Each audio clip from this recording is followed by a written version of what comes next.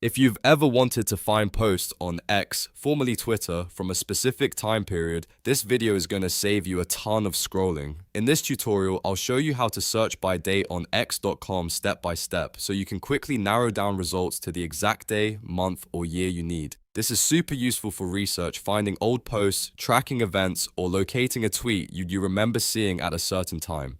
And if you find this helpful, make sure to hit the like button and subscribe for more simple tech tutorials just like this. Alright, let's jump in.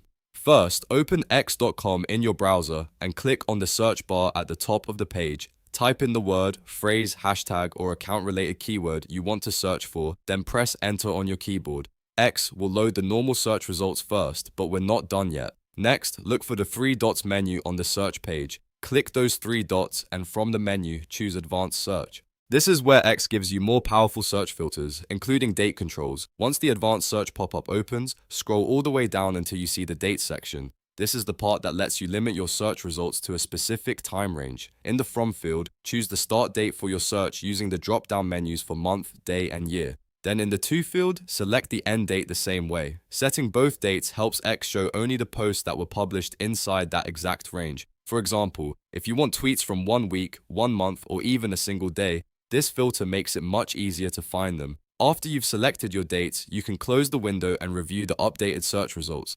X will now show posts that match your keyword and fall within the date range you selected. If needed, you can also combine this with other advanced filters later, but for a basic date search, this is the main method you need. And that's it. Now you know how to search by date on x.com or Twitter in just a few clicks. If this video helped, don't forget to like, subscribe, and leave a comment if you want more quick tutorials like this.